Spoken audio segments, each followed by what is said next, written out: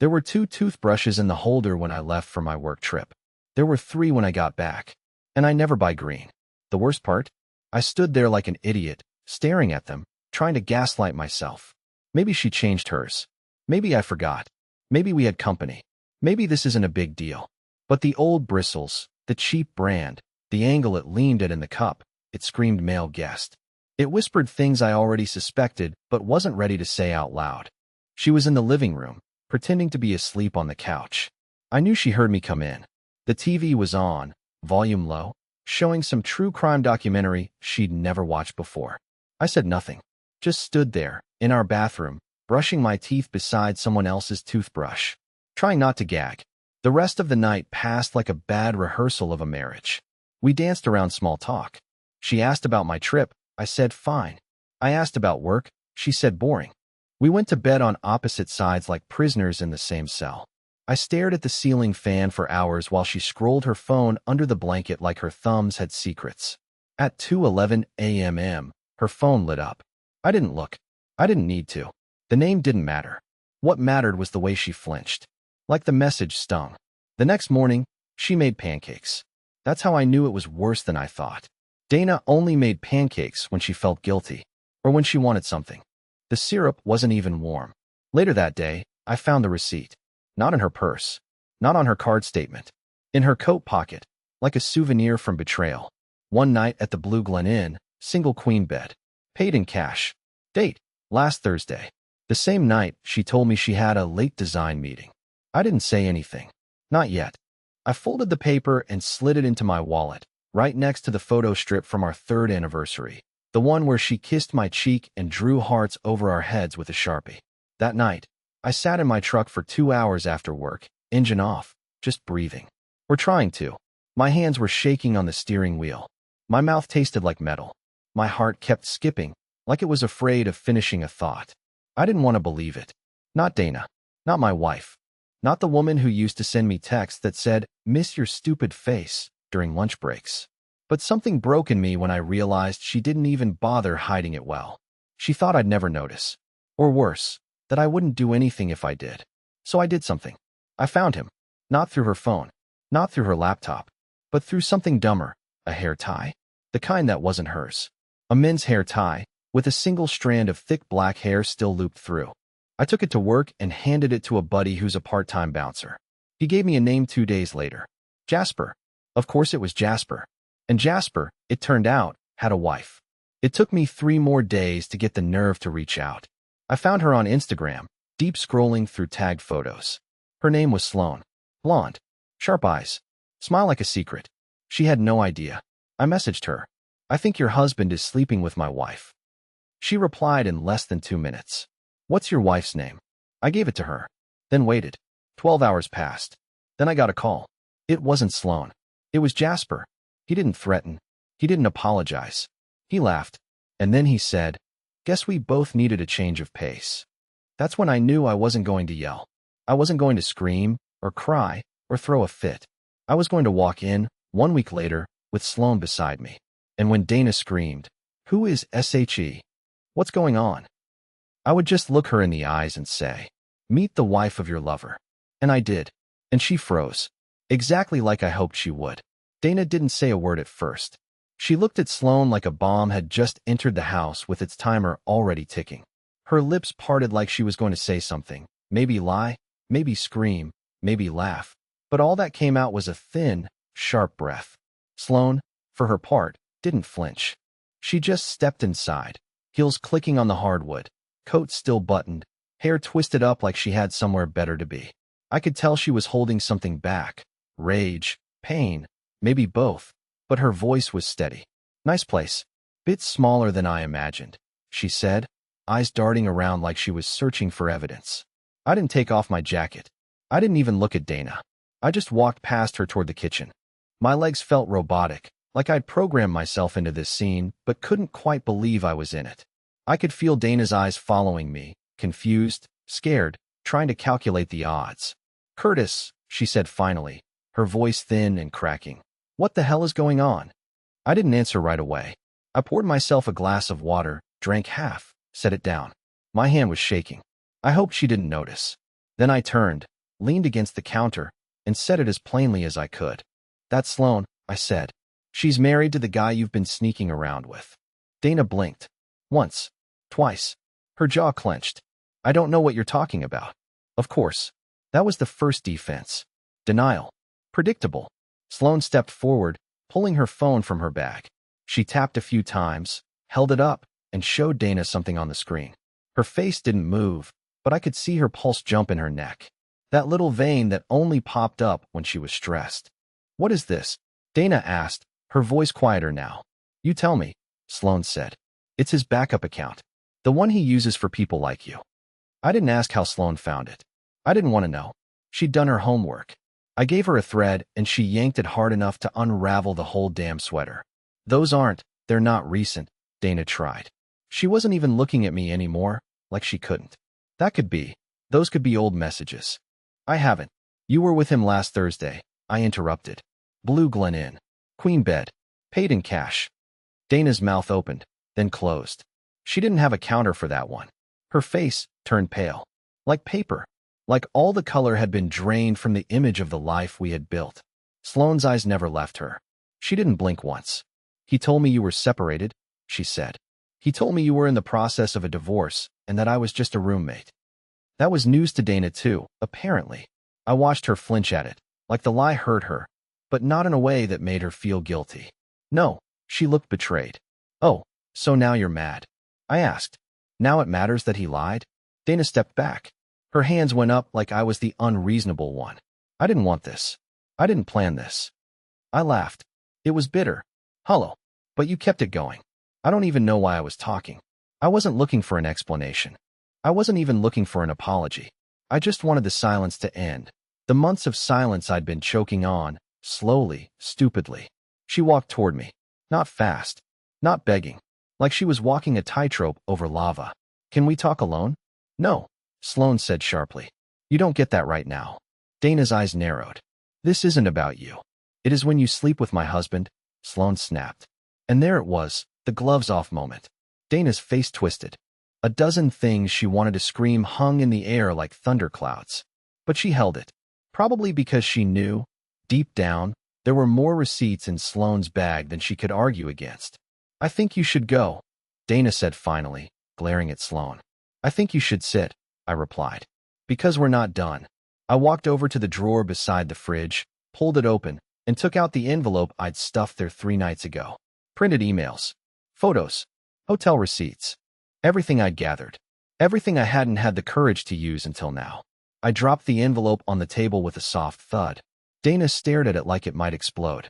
Sloan just crossed her arms and said, "You're not special. He's done this before. With others." That got her.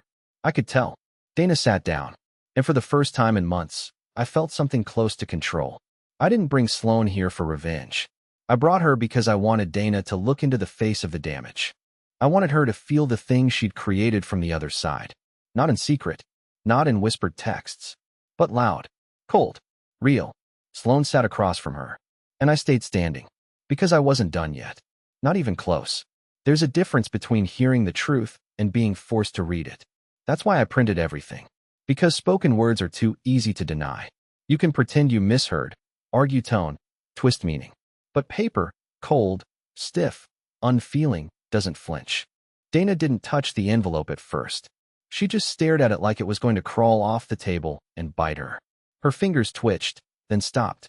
Sloan leaned forward slightly, eyes never leaving her, like she was studying an animal about to bolt. "I didn't read everything," I said. "Just enough to know how long it's been going on." Dana's lips parted. I saw the start of a protest forming, some weak excuse or desperate twist.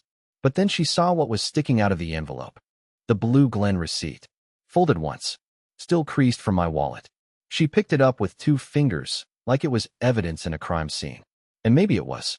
I watched her eyes flick over the ink, the dates, the confirmation number. Her mouth snapped shut. That was new. Dana always had something to say. A counter. A correction. A spin. Not this time. Sloan broke the silence first. "I was 2 months pregnant when I found out about the first one. Did he tell you that?"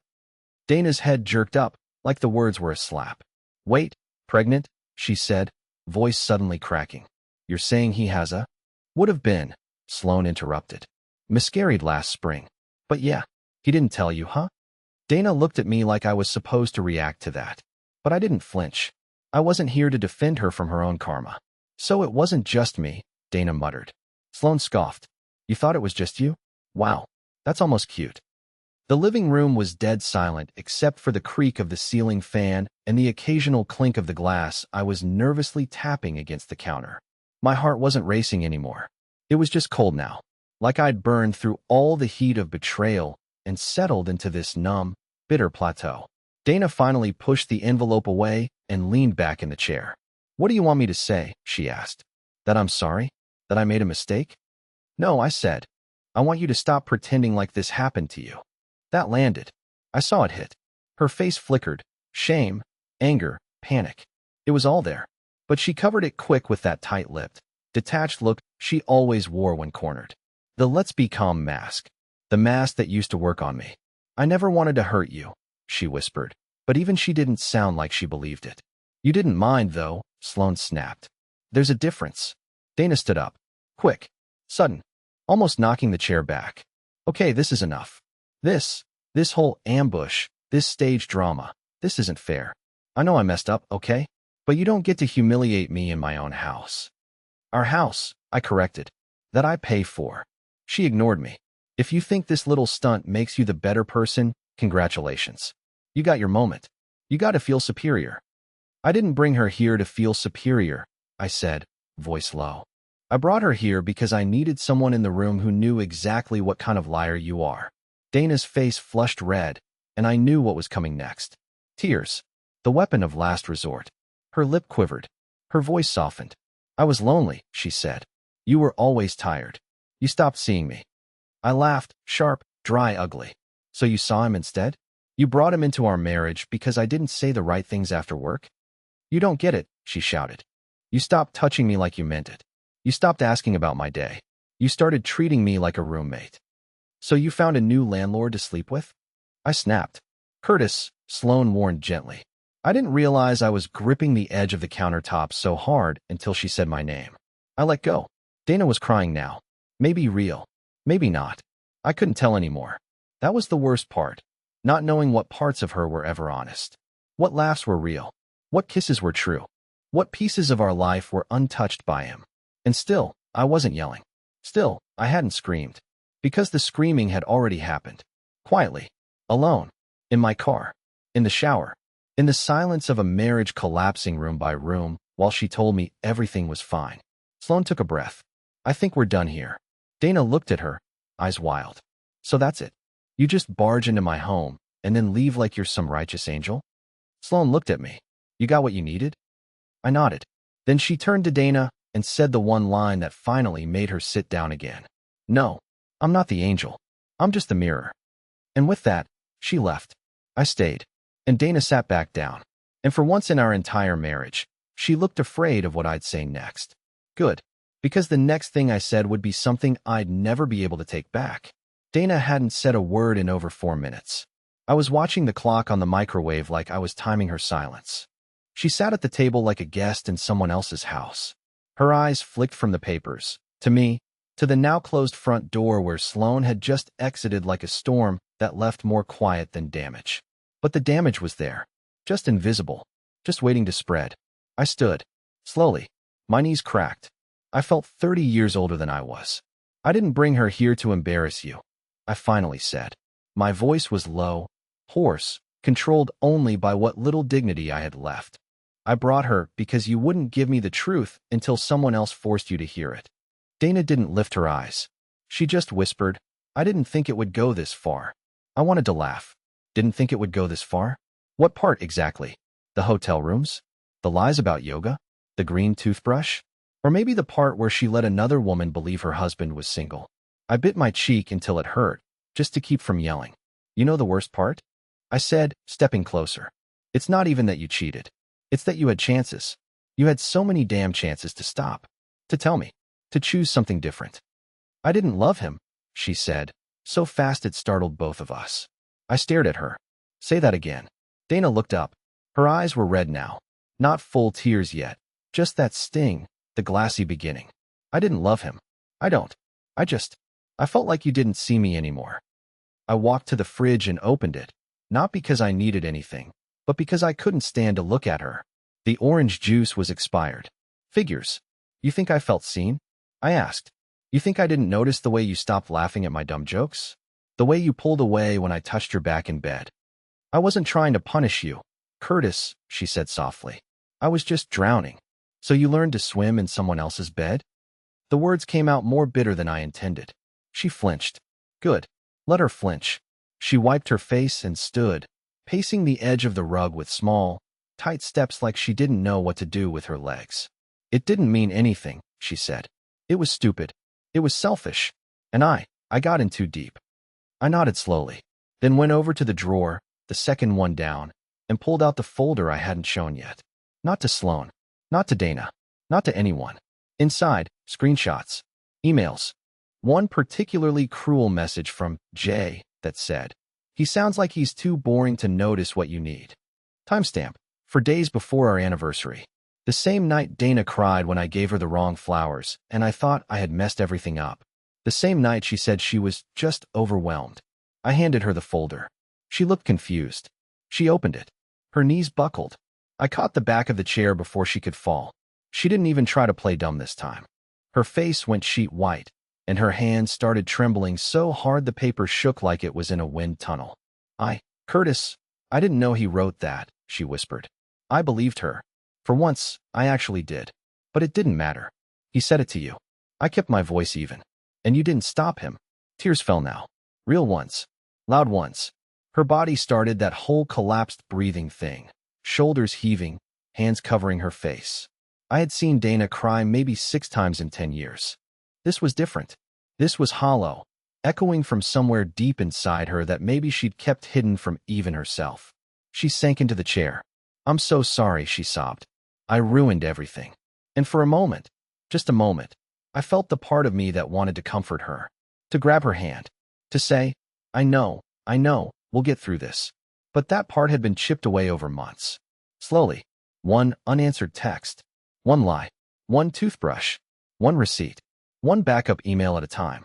I used to think you were the only person who'd never lie to me, I said. I didn't mean to. You meant to lie to me, I interrupted.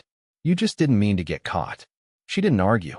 I went to the hallway closet and opened the door, pulled out the duffel bag I'd packed 3 nights ago. 1 pair of boots, 5 shirts, a hoodie, my birth certificate, the good headphones. Dana saw it. No, please, she said, standing. Don't go. Please don't. Curtis, we can fix this. Please don't leave me like this. I'm not leaving you, I said. You left me a long time ago. I'm just finally catching up. She tried to block the door. I didn't push her. I just waited. After a minute, she stepped aside. I walked out. But that wasn't the end. Because there was one more person I needed to see. And what he told me changed everything I thought I knew about my wife and about myself. The parking lot was smaller than I imagined.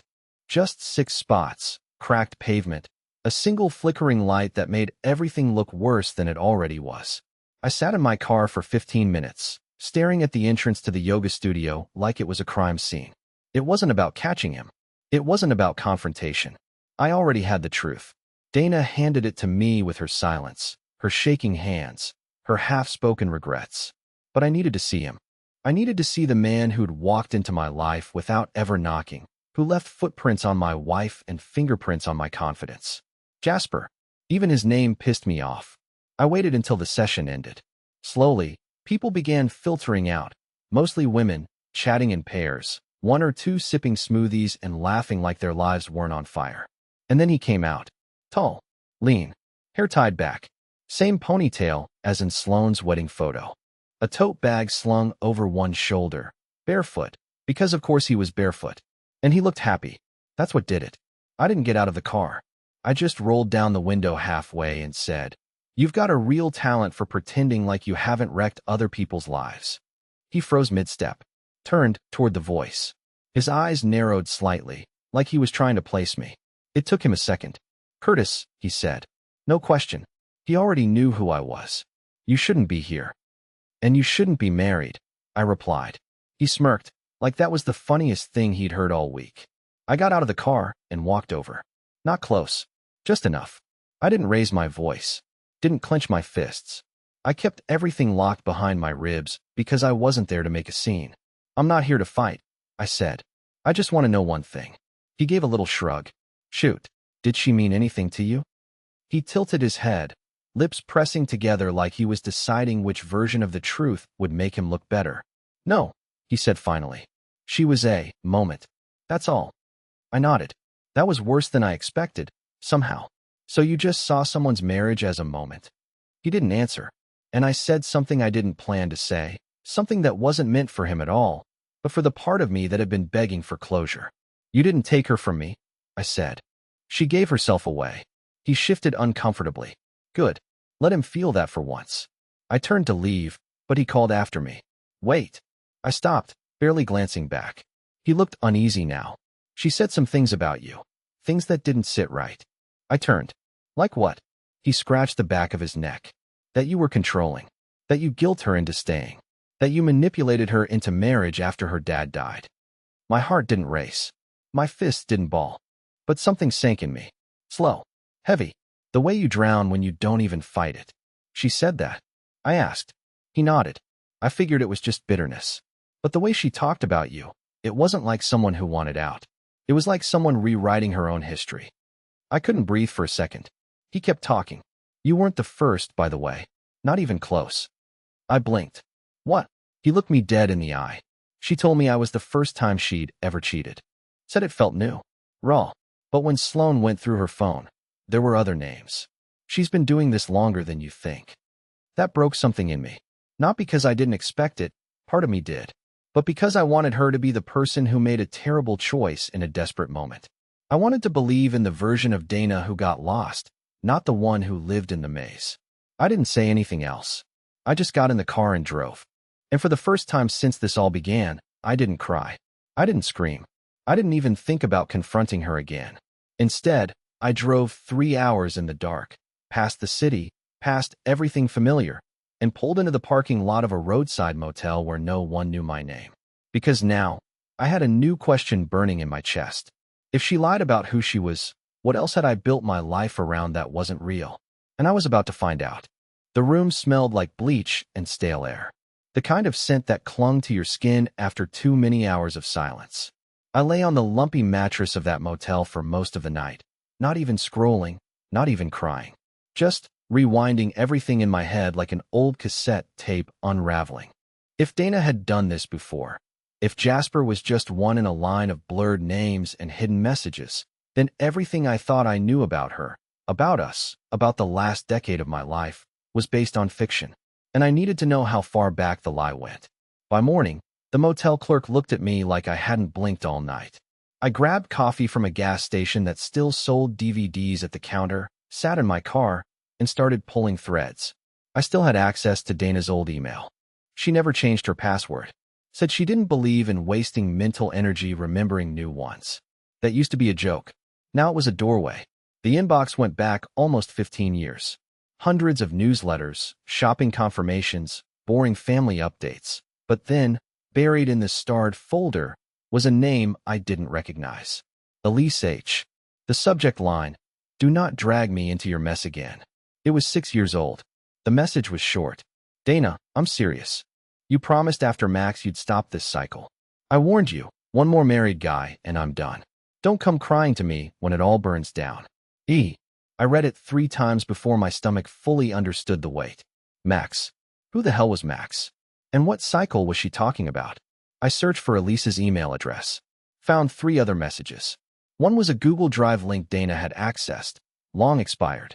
Another was a forwarded thread from someone named Maxwell G, with the subject line, "This can't happen again." All of them dated a year before we got married. I sat in the car for a long time after that, just gripping the steering wheel, not turning the key, not moving, just realizing that this wasn't a single betrayal. This wasn't a weak moment or a slow slide. This was a pattern, a sickness. I didn't know who Elise was yet, but I was going to find out. I drove home before I lost the nerve. Dana wasn't there. I don't know if I was relieved or disappointed. Maybe both. I didn't want a confrontation. I wanted answers, the kind she wouldn't volunteer. I went into the office, opened her old college box, the one she never let me organize, and started digging. Buried under tax returns, awards, and dusty textbooks was a stack of letters held together by a fading blue ribbon. Most of them were birthday cards, sappy notes, and harmless nostalgia. But one envelope was torn open at the top and had no stamp. It was folded like someone had reread it a dozen times. It was signed. I meant what I said. I would have left her. Yours always, M. I flipped it over. Nothing on the back. But the handwriting matched an inscription on a book she had. The bell jar. Inside the cover. To D, who makes everything louder. M. G. Maxwell G. I felt like my chest was caving in. Dana hadn't just lied to me. She had trained herself to lie to men who loved her. This wasn't about me not seeing her. It was about her never wanting to be seen in the first place. I called the number attached to Elise's email profile. It was a long shot. Maybe it was old. Maybe it would go nowhere. But she answered. Hello. Hi, sorry. This is weird, I said, voice cracking like a scared teenager. My name's Curtis. I think you knew Dana. Years ago. Silence. Then, Jesus Christ. Elise. Yes. What the hell did she do now? That line hit harder than it should have. No confusion. No who. Just a resigned, exhausted tone like she was used to cleaning up the mess Dana left behind. She's my wife, I said. Another silence. Then, quietly, God help you. I leaned forward in the chair, voice shaking. I just need the truth. Please. No spin. No sugar. And she told me. Everything. How Dana had a habit of getting close to married men. Not because she wanted them, but because she liked being the exception. The secret. The danger. Elise had tried to help her, to talk her out of it, to hold her accountable. But Dana cut her off when Elise threatened to expose her during the Max situation.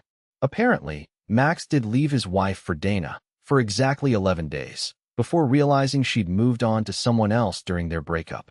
She doesn't care about being loved, Elise said. She cares about being chosen, over someone else. That's the only language she understands. I hung up after that. Politely. Thanked her. Promised not to call again. And then I sat in the office, the light fading, and listened to the clock ticking above our wedding photo. The same photo where she wore my mother's bracelet. The one she insisted she would never take off. It wasn't on her wrist when she begged me not to leave 2 nights ago. I think she lost it at the hotel. Or maybe she gave it to someone else. The next time I saw her, I wouldn't be the one asking questions. I'd be the one deciding what pieces of her past I was going to let follow me into my future. Because now, I finally saw her clearly. And I wasn't sure I liked what I saw at all. I didn't sleep the night I spoke to Elise. Not because I was sad. Not because I was angry. But because the truth didn't feel like something that needed to be cried over anymore. It felt like something that needed to be buried. Permanently. And this time, I was the one holding the shovel. By 8 a.m. the next morning, I was at a law office. Not a fancy one with marble floors and espresso machines in the lobby, but one that smelled like burnt coffee and old paper. The kind where people come to fix things that are already broken. I didn't ask for counseling referrals. I didn't ask for mediation. I asked for divorce papers. The attorney, a woman named Laurel, barely raised an eyebrow when I explained everything. She just nodded slowly, like she'd heard worse. Maybe she had. Are there any shared properties? She asked. I nodded. The house. Her car's in my name. We don't have kids. Thank God. Laurel started typing. If she contests the filing, it'll get drawn out. But if she doesn't respond, she'll respond, I said. She's not the type to let go quietly. Laurel looked up, curious. You sound like someone who's still halfway in it. I'm not, I replied. But she thinks I am. I left the office with a manila envelope under my arm, and a calmness I hadn't felt in months. It wasn't revenge. It wasn't rage. It was relief. Like I had finally stopped bleeding out for someone who was never even holding a bandage. I was home by noon. Dana wasn't. Of course she wasn't. But the bed was made, tightly, like she was trying to prove something. And there was a candle burning in the kitchen. Vanilla cedar. Her guilt scent. She'd left a note on the counter in her careful handwriting. She never wrote me notes unless she'd crossed a line. Curtis, please talk to me. Please. I know I broke something that can't be fixed the same way it used to be, but I need a chance to explain everything. I swear there's more you don't understand. I'll be home tonight. I'll wait. D. I didn't reply. I didn't leave. I just waited. By the time she walked through the door, The sun was already low, casting orange streaks across the living room wall. She looked different. No makeup, puffy eyes, hair pulled back like she'd cried most of the day. For once, I didn't feel the urge to comfort her. She saw the envelope on the table before she saw me. Her eyes locked on it. She knew. "Is this what I think it is?" she asked. I nodded. Her mouth opened, but I didn't give her time to object. "You said there was more I didn't understand," I said. "So here's your chance. One last chance to tell the whole story. Everything. No lies. No dodging. And if I hear even one half-truth, I walk upstairs and never speak to you again except through lawyers." Dana's face twisted, a mix of panic and shame. She pulled out a chair and sat down slowly, like her legs couldn't hold her up anymore. "I met Max when I was 22, she said quietly. "I didn't know he was married at first. He lied. I didn't say anything. He told me after a few months, but by then I was in too deep. I thought it was love. When he said he'd leave her, I believed him." "But then you cheated on him," I said, "while he was already cheating with you." Dana flinched. "I know. I was messed up back then. I didn't know who I was without someone making me feel wanted." "You were 22, I said. "You had time to grow. You chose not to." She looked up sharply. "You think I didn't grow? You think I'm still that same girl?" "No," I said. "I think you just got better at hiding it." She swallowed hard, tears brimming again. "When I met you, I was different. You made me feel steady, safe. But after a while, that safety, it started to feel like I didn't deserve it. Like I was faking it every day." "Because you were," I said. She didn't argue. I handed her a second envelope. She didn't know about that one yet. "What's this?" she asked. "Property valuation," I said. "Proof the house is in both our names, but I made 85% of the payments. I also spoke with your sister." Dana's face dropped. "Why?" "Because she knows about the other guy. Not Jasper. The one from 2 years ago. The graphic design client from Denver." Her hand shot to her mouth. She didn't deny it. She just whispered, "You weren't supposed to know." "No, I wasn't," I said. "But now I do." Silence. The weight of it settled like dust on everything. Her eyes scanned the room like she was trying to memorize it, like she knew it might be the last time she'd sit here. "I never thought it would end like this," she said finally. "You ended it," I replied. "I'm just the one writing the final sentence." She started crying again, full body sobs this time. But I didn't go to her. I didn't say it would be okay, because it wouldn't, and I think we both knew it. She left the table eventually. Went upstairs, shut the door. I sat there long after she was gone, just listening to the faint creak of the floorboards above and wondering how many lies were still buried under this roof. But I wasn't scared anymore, because for the first time since all this began, I was finally free, or so I thought, until the next morning when her mother showed up with a box. And what was inside made everything worse. I didn't open the box right away. Her mother had shown up at 9 a.m. Sharp, makeup half done, worry lines etched deep into her forehead. She held the cardboard like it was radioactive. She didn't hug me, didn't say good morning, just placed it on the counter like a confession and said, "Dana doesn't know I kept this." I asked, "What is it?"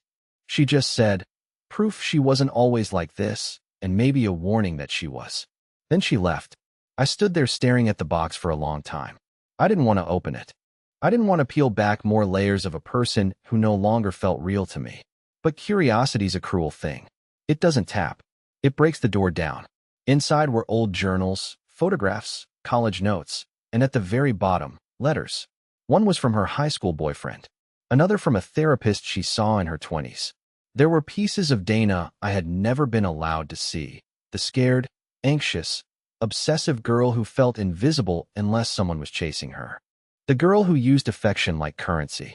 The girl who admitted in writing, "I don't know how to love someone who doesn't leave me broken first." That line sat with me for hours. And for the first time, I felt something close to compassion. Not forgiveness. Not excuses. Just understanding. I took the papers, folded them carefully, put them back, and sealed the box. That night, I called Dana. I told her I wasn't going to drag her through court. I didn't want vengeance. I just wanted peace. We could split the assets fairly. She could keep her car. I'd keep the house, not because of what happened in it, but because of what I wanted to happen there one day with someone new. She cried on the phone. Quietly. She said thank you. I didn't say you're welcome, because I wasn't doing it for her. I was doing it for me. It took 6 more weeks for the divorce to go through. The silence in the house was loud at first. I left the bedroom empty and slept on the couch most nights. I threw out the coffee mugs she bought on our honeymoon. I deleted the playlists we made together. But I didn't burn anything. I didn't smash a single photo. I wanted to remember. Not her. Not the betrayal. Me. The me that tried. The me that stayed. The me that kept loving even when I should have let go. And slowly, things changed. The air got easier to breathe. My chest stopped aching when I pulled into the driveway. I laughed again. Really laughed. At a dumb movie. At a dog running sideways. At myself, because I hadn't laughed in so long it felt like a miracle. And then something happened I didn't expect. I saw Sloane again. It wasn't planned. We bumped into each other at a small art festival downtown. She was with friends. I was alone.